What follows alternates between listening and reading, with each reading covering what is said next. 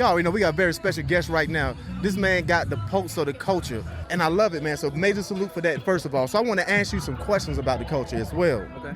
So, you know, we saw this whole J. Cole apology. He had this rolled out with his album and all that good stuff. Yeah. Now, looking at it in hindsight, do you think he made the right decision? And also, do you think this was a dig in his, you know what I'm saying, like legacy? He can't be considered the greatest anymore for his era. You mean the decision of the apology and shit? Exactly.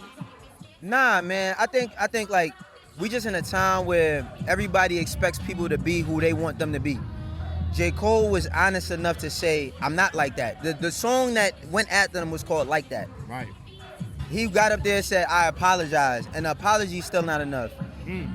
Everything that he did post that was just him being himself. You know what I mean? Like, I think that he's one of the greatest rappers. Right. But I have my top 10s and top 5s and top 2s and 3s. That's not for me. Right. Like, he's not in the top for me, but that doesn't discount the work that he's put in. And I just feel like everybody has this, like, because we buy or consume, we buy the merch, we buy a t-shirt, we go to a show, we feel like that person belongs to us and they don't. I feel like he made the best decision for him, because imagine if Kendrick would have gave that nigga 8 bars on Euphoria. As bad as Euphoria was for Drake. You know what I'm saying? So he did what he was supposed to do. Yeah. I still rock with J. Cole over Kendrick. Yeah. But, you know, I get it. Yeah. Also, you know, with the game, he been talking about Drake recently without him not being as not being appreciated, and also not putting out as much music as normal, that a lot of other artists has actually losing money now, and the culture is suffering. Do you actually believe that? Is that real? Losing money? No, I don't believe that. I mean, like, Drake put out a lot of music. Like, after the battle, he put out a bunch of leaked songs. Right. He put out an album with Party Next Door last year. I mean, I'm happy that he did take a little bit of a hiatus off, but we was giving him flack for not taking a hiatus. So how like, it just don't make sense. The nigga took, when everything happened, everybody was like, shut up. He kept dropping. He did a bunch of stuff, and then how is he not appreciated? His fan base is never gonna turn on him. The people who love Drake wholeheartedly are never gonna turn on him, and that's good for them. He'll be fine. Like, but he would have been better if he'd have shut up from the get-go. I think people would have appreciated the music that he put out after a year or two, or not even a year. If he would have waited, that shit happened in what, May of 2024. It's 2 years now, almost. If he would have just choked out till 2025 and then put out all of them same songs, I think it would have been received differently. Word. I mean, do you think it would have been a perspective of, hey, Kendrick did in his career? He's not even dropping no more. Kendrick, I mean, I love Kendrick Lamar.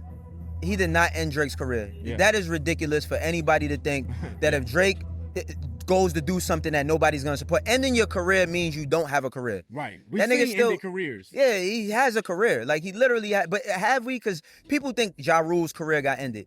Now, when his career wasn't the same, but he still was able to perform and do all types of things. Like, yeah, he might have took a dip, but his career is not over. Like, you know what I mean? So what about them sales for the album, Drake? You think he gonna drop? Is it gonna be diminished, or he's still gonna be successful like normal? Bro, me personally, I could care less about sales. DMX's first album, Dark and Hell is Hot, came out when I was young. I don't know what that shit sold the first week till this day.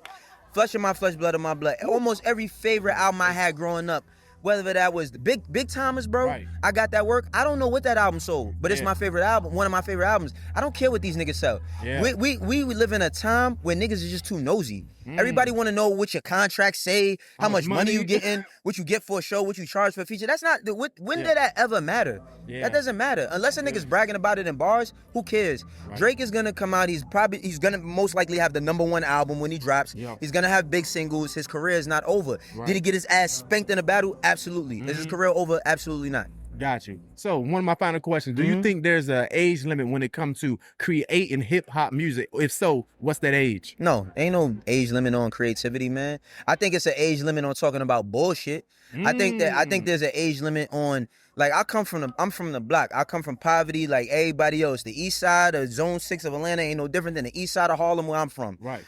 There's a point in time where you get to a certain age where even if you're talking about that, it comes with perspective. It comes with a certain type of vantage point where you're saying, yeah, I come from that, I could talk about what happened there, but that's not how I live my life. And that's what we need more communicating on, because these niggas keep getting older and dumber. Because they want to get old and still act like they was acting 20 years ago. That's not like, I don't live the life I'm 43. I don't live the life I did when I was 19, 18.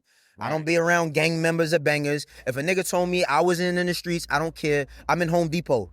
I'm in Lowe's.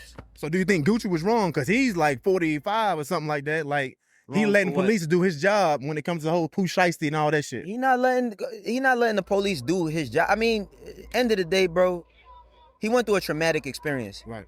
I don't know how many niggas that is going to see this had a gun pulled on them or not, but I've had a gun pulled on me before. It's not a fun experience. I done had a gun pulled on me by niggas that look like me and by the police. It's not a fun experience. I can't say what Gucci should or should not have done because I'm not in that situation. He doing what's best for him. A nigga, a nigga signed to you. Yeah. You doing music business. Gucci Mane and Pooh Shiesty not in the same gang.